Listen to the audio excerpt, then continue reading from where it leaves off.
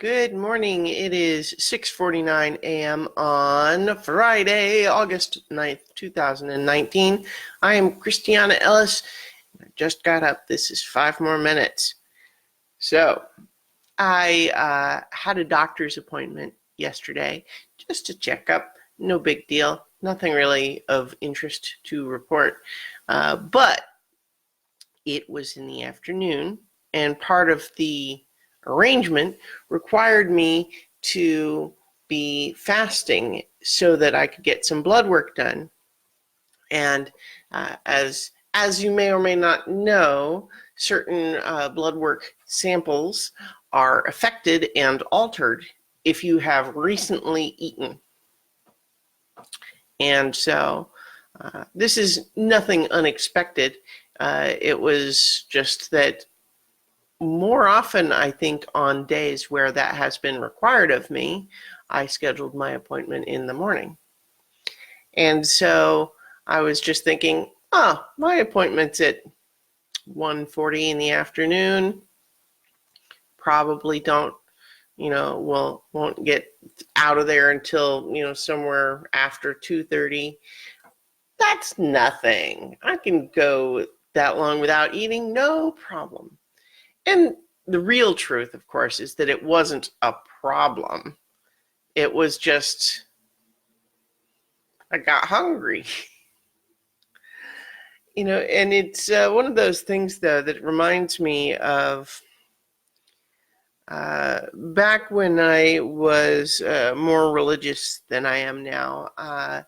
There was a thing that my church youth group had us do where we, the idea was as an exercise to go without eating anything just for 24 hours so as to increase our empathy for those who are actually hungry because they, are poor or for whatever other reason.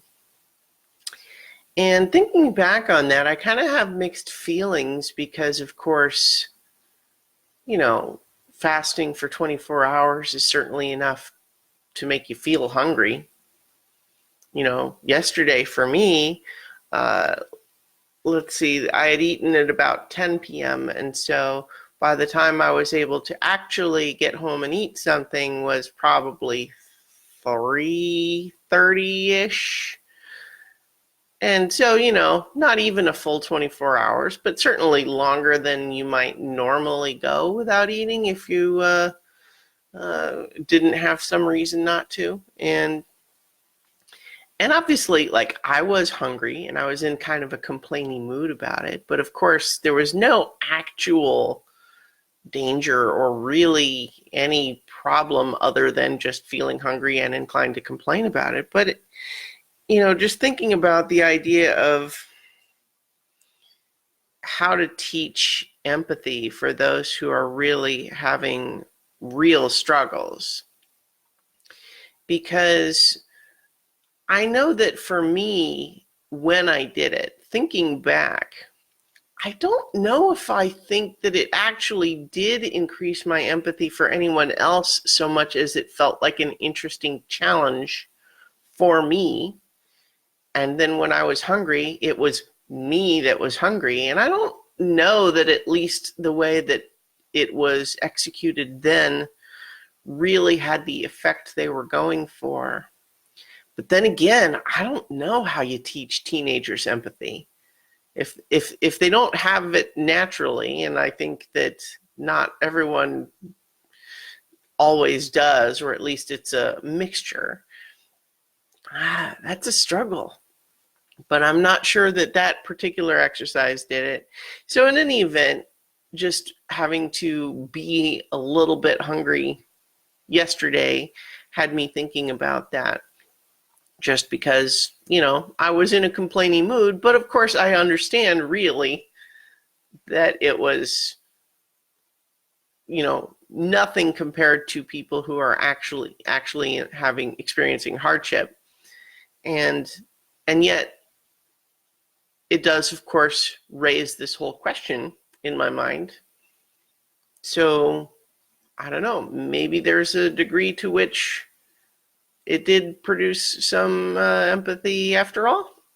I mean, I like to think I have empathy for people undergoing real hardship anyway. But I don't know. I mean, it's just one of those things where it's a struggle.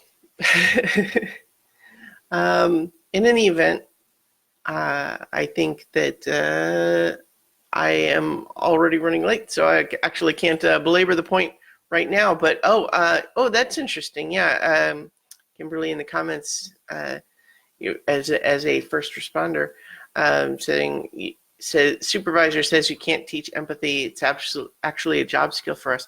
I can absolutely understand that. That would be an important job skill for that role, but it's one of those things though that I can't help but feel like I want to rail against the idea that you can't teach empathy, not because I know how to do it or anything, but just because it feels like it has to be possible, doesn't it? Because otherwise, what do you do with people who have no empathy? And that's upsetting. Anyway, I actually have to get going, but I will talk to you all tomorrow for 5 more minutes.